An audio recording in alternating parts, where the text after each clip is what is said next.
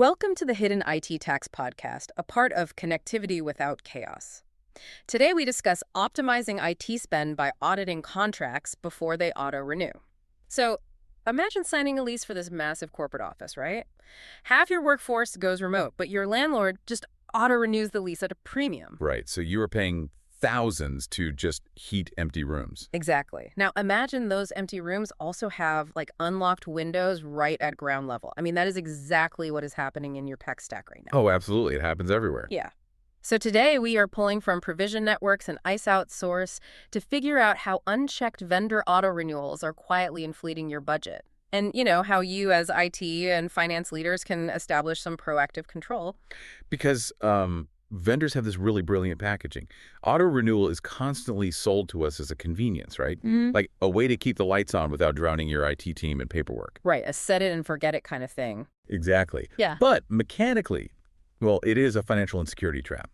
It locks you into outdated terms, hides unused licenses, and entirely strips you of your ability to renegotiate pricing based on your current scale. Which goes back to that empty office analogy. In the IT world, those empty rooms are just unused software seats. Yeah, total dead weight. Right, and you aren't just wasting budget on them, they are massive compliance vulnerabilities. But wait, let me ask you this. How does an approved, vetted tool suddenly become a risk just because it auto-renewed? Well, mostly because security standards evolve way faster than contract terms.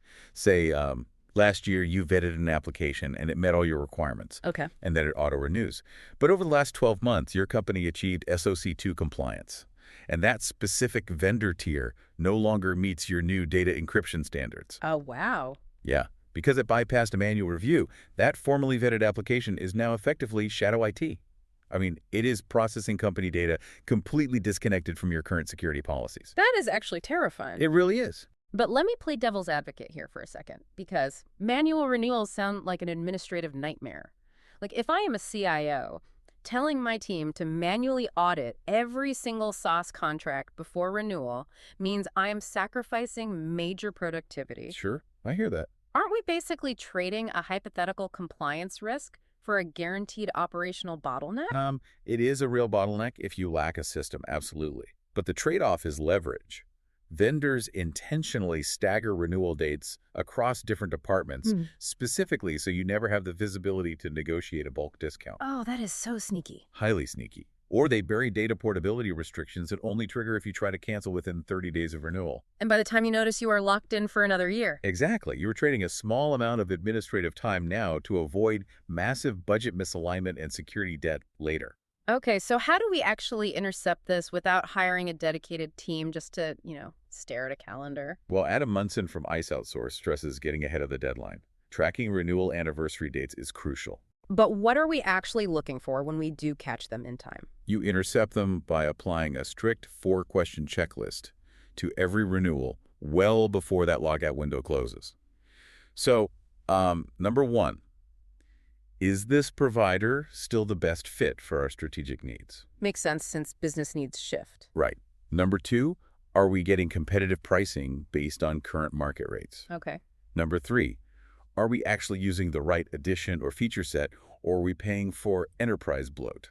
And 4, has our actual active license count changed? Right, like did we shift teams around or downsize? Exactly. But even if an IT director checks those 4 boxes perfectly, you are still relying on a human being to remember to hit cancel or initiate the renegotiation. Yeah, and human error is always a factor. Right, so how do we take human error out of the equation entirely? That is where you have to move beyond basic spreadsheets and establish hard contract governance. Usually, this is driven by contract lifecycle management or CLM software. What does that actually look like in practice, mechanically speaking? Mechanically, CLM centralizes all your vendor data and maps the contract value directly to your business needs. It doesn't just send an alert. It does more than just ping you. Right. It initiates a mandatory governance workflow. It forces a review template where legal, compliance, and IT each have to explicitly sign off on their specific criteria before the invoice can even be paid. Oh, nice. Yeah, you define exactly who owns the renewal, who reviews performance, and what security standards must be met. So by centralizing that visibility, you also catch the overlap. Like, you stop marketing and HR from buying 2 different project management tools that do the exact same thing. Exactly.